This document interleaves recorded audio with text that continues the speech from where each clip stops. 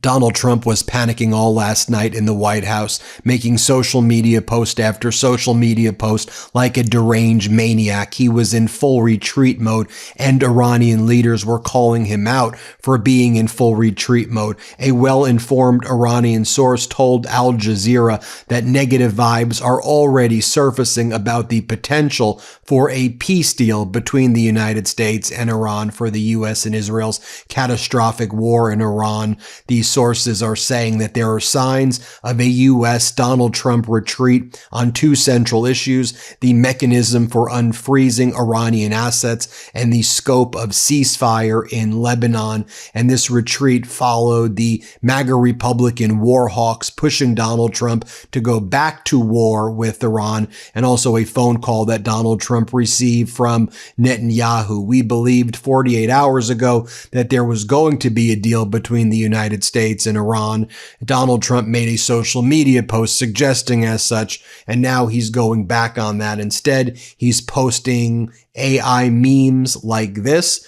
An AI meme of a missile attached to an airplane that says, "Thank you for your attention to this matter," to which Iranian leaders immediately responded with a photograph of American airplanes that were destroyed by Iranian drones, and mocking Donald Trump for making such a post. Donald Trump then posted the following as well yesterday: "If I make a deal with Iran, it will be a good and proper one, not like the one made by Obama, which gave Iran massive amounts of cash and a clear and open path to a nuclear weapon. Our deal is the exact opposite, but nobody has seen it or knows what it is. It isn't even fully negotiated yet. So don't listen to the losers who are critical about something they know nothing about. Unlike those before me who should have solved this problem many years ago, I don't make bad deals. DJTA, you make the worst deals. You've been bankrupt over and over again. The JCPOA was actually a good deal, multilateral in scope, with lots of nations ensuring that Iran wouldn't get weapons-grade nuclear material. And basically, you're doing a weaker version of the JCPOA, and Iran controls the Strait of Hormuz." Donald Trump then continued to make posts about former President Biden, and he posts this image of Biden, then he posts a photo that says Trump, and it appears to be a stream of water. I mean, that's how Donald Trump is behaving right now. Look, I think the American people see what's going on right now. You look at the latest generic polling data, the RCP generic ballot. Right now, Democrats in the generic ballot are up plus 7.4. If you look at what it was like in 2018 at this time, it was Democrats plus 4.0 in a big wave then. Democrats in 2014 plus 0.6. In 2022, Republicans were up plus 2.2. Interesting as well, when you look at young voters, Donald Trump has completely lost young voters. Right now, in May of 2026, Donald Trump's net approval amongst voters 18 to 29 years old is negative 57. In January of 2026, it was negative 27. And you go and you look at the generic ballot poll right now as of May of 2026, Democrats plus 33 among young voters right now. Donald Trump completely losing support. Here's what the Iranian spokesperson for the IRGC had to say about, the current status of the deal. "We reaffirm that the Strait of Hormuz will remain under full Iranian administration and sovereignty, even in the event of reaching any future agreement. The Islamic Republic emphasized that the authorities to determine transit routes, timing, and issuance of maritime licenses are an absolute sovereign right exclusively in the hands of Tehran." And then he goes on to say, the spokesperson for the IRGC, "If the enemy attacks the Strait of Hormuz, we will break the naval blockade and may withdraw from the nuclear non-proliferation treaty." So, that's how Iran feels what's going on right now. Meanwhile, back on the home front, you have MAGA Mike Johnson going on state regime media, which calls itself Fox. Here's what MAGA Mike is saying, so you can hear what the Republican talking point is. They think that they've been good on kitchen table issues. Play this clip. Let's just talk politics here. What does this mean for you and the midterms? Because I know this consumes your thoughts a lot. Yeah, it's a big thing. Obviously, we've done a lot of work. The Big Beautiful Bill, the Working Families Tax Cut, all of our legislation has been geared towards the cost of living, affordability, bringing the cost of living down. We put in all those conditions in the economy to let it take off like a rocket, and we were doing that at the beginning of the first quarter, and then the Iran skirmish began. So when this settles out, gas prices come back down to earth. That means your grocery prices come down again because of transport costs and all the rest. It's going to be a big factor. The kitchen table issues are going to decide the midterms. Can those things come down in time to help you out in the midterm? Yes, we got plenty of runway. We have better candidates. We have a fundraising advantage. We're super excited about the midterms. I'm absolutely convinced that we're going to grow the majority and we'll get this done and make history. But nobody's buying it. You have a new type of Democrat, I think emerging in people like Graham Plattner. You saw Graham Plattner's Fight the Oligarchy speech that he gave yesterday. We covered it here live on the MeidasTouch network with Bernie Sanders. This right here is where the American people are focused on. Well, Donald Trump's talking about golden ballrooms and arches, and while Trump is stock trading and enriching himself and making people pay crypto tribute to him for quid pro quos, selling out the United States of America, weakening the United States of America for his Epstein class. Let me share with you what Graham Plattner's saying. And we've had Graham Plattner on from the very, very beginning. And let me just show you what Graham's saying here. Play this clip. I believe that in our country, the voices of working people are far more important than the voices of those who simply have money. I believe that we should not be settling for scraps that they throw to us from the table where they dine with the Epstein class.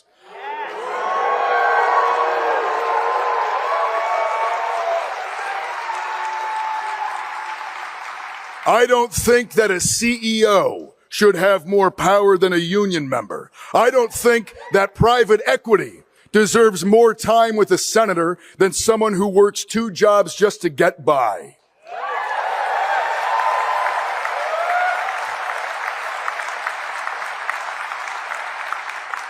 We are in the straits we are today because that is exactly what has happened. But the world that we live in is not how it has to be. We can have a healthcare system that is not just another mechanism of extracting wealth out of working Americans, but a guarantee of safety and health for all. Also, when we talk about this new generation of Democrats, Democratic Senator Jon Ossoff running for re-election in Georgia, here's what he has to say. Play this clip. You also probably saw that as he continues his project of turning the White House into his royal palace, he's demanding vast sums of money, your money, the people's money, for his ballroom. And this is just the tip of the iceberg in a pattern of corruption and abuse unprecedented in the history of the presidency. But you can rest assured that both of my opponents would be voting for this insurrectionist slush fund and would be voting for this crooked ballroom. And they're going to come down here to Georgia and spend hundreds of millions of dollars to try to elect one of these 2 Trump puppets to the United States Senate. And folks, even Republicans are not buying what Donald Trump's selling right now.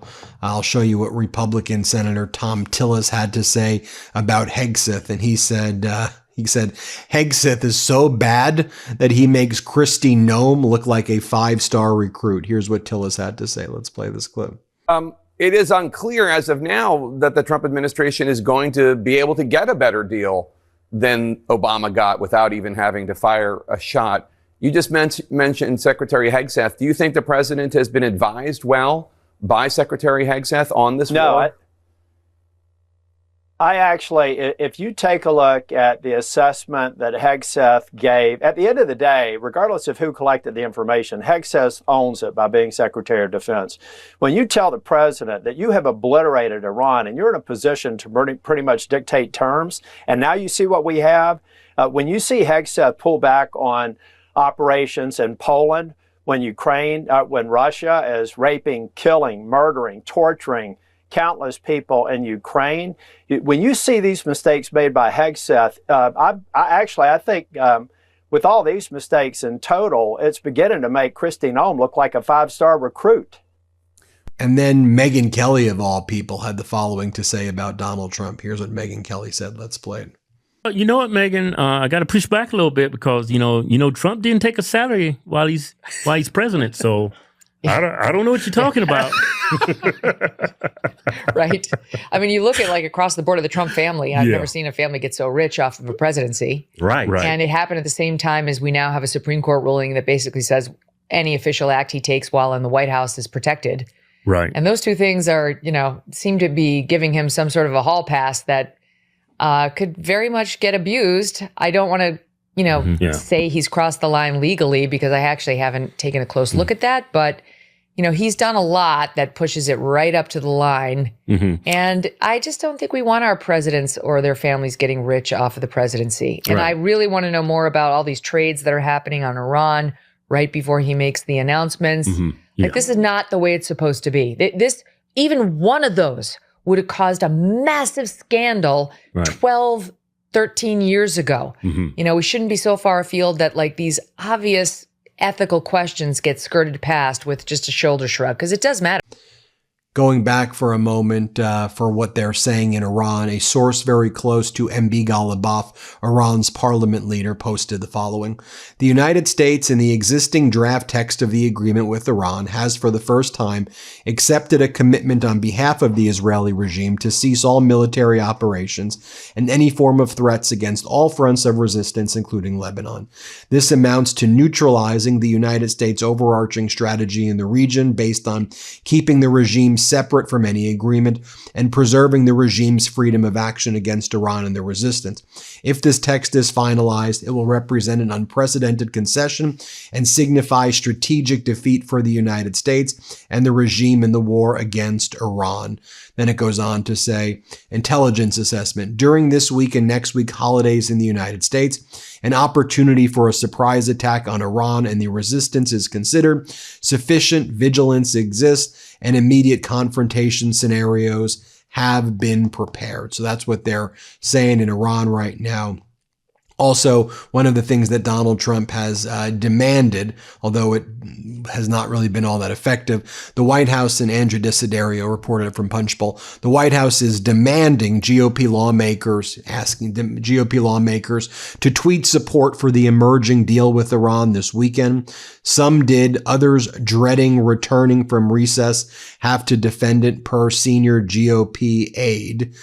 So that's what they're saying there. And then you got people like Scott Jennings, these MAGA sycophants, who are out there basically saying, insiders reporting from an unnamed White House official that the Iran deal is 95% done.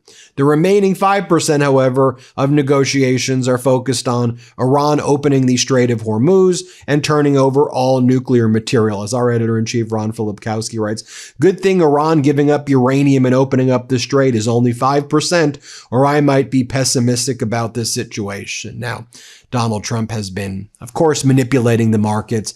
Oil, the price of crude futures decreased about 5% based on all of the manipulation taking place. Stock futures, at least as of now, for the NASDAQ, the S&P, and the Dow are very, very high. But if we actually focus again on what's happening right now, I try to root us in reality by giving us the best sourcing. So here's some of the best sourcing. Ali Hashem, less than 24 hours after optimism emerged around possible Iran-U.S. memorandum, negative vibes are surfacing. A well-informed Iranian source tells me there are signs of U.S. retreat on the two central issues, the mechanism for unfreezing Iranian assets and the scope of ceasefire in Lebanon. According to the source, the memorandum includes a Lebanon ceasefire framework, but Israel is reportedly uncomfortable with the arrangement and is pushing Washington to include language allowing Israel to carry out military operations in Lebanon under the justification of responding to, quote, any threat. Iran is rejecting that formulation and insisting on a sustainable and lasting ceasefire. Tehran has informed all mediators, including Pakistan that it will not sign the memorandum unless all clauses are fully agreed and guaranteed. Pakistan reportedly suggested moving forward with the agreed sections while postponing contentious points, but Iran rejected that approach, insisting the disputed clauses are fundamental and non-negotiable. The overall picture suggests Tehran increasingly views Washington as backing away from the earlier understanding reached through mediators after Netanyahu called Donald Trump and the MAGA warmongers called up Donald Trump. Ali Golaki says Netanyahu's contact with Trump was enough to bring U.S. policy back to, quote, no dust, no export of 400 kilograms of uranium, no dollars, cancellation of the release of Iran's frozen assets. No dust, no dollars. The United States has decided not to release a single dollar from the country's frozen assets until we yield to America's nuclear demands. On the other hand, Iran has recently raised its red line for enrichment from 3.67% to 20%, and 400 kilograms of uranium won't be leaving Iran either. Iran will probably not sign the Islamabad understanding amid the uncertain situation of lifting the Strait blockade by America, failure to release frozen assets, and America's maximalist nuclear demands. And what Iran realizes, we're not going to open up the Strait of Hormuz, lose our leverage, and not have you unfreeze the assets, and not have you do the things that you said you were going to do. You, America, unfreeze the assets, give us billions of dollars that we want, as much as $25 to $100 billion in sanctions relief. Then we'll respond and open up the Strait of Hormuz. And then maybe later we can deal with the nuclear issue, but we're not giving you the nuclear, as they've made clear. They said, look, we're not making weapons grade nuclear bombs, but we're not going to give up our civilian nuclear program at all. So that's where things stand right now. We'll keep you posted every step of the way. I want to give you that comprehensive update. Let me know what you think. Hit subscribe and let's get to 7 million subscribers. Just double check that you're subscribed, okay? You may think you're subscribed, but you may not actually be subscribed. So just double check. Want to stay plugged in? Become a subscriber to our Substack at MeidasPlus.com. You'll get daily recaps from Ron Filipkowski, ad-free episodes of our podcast, and more exclusive content only available at MeidasPlus.com.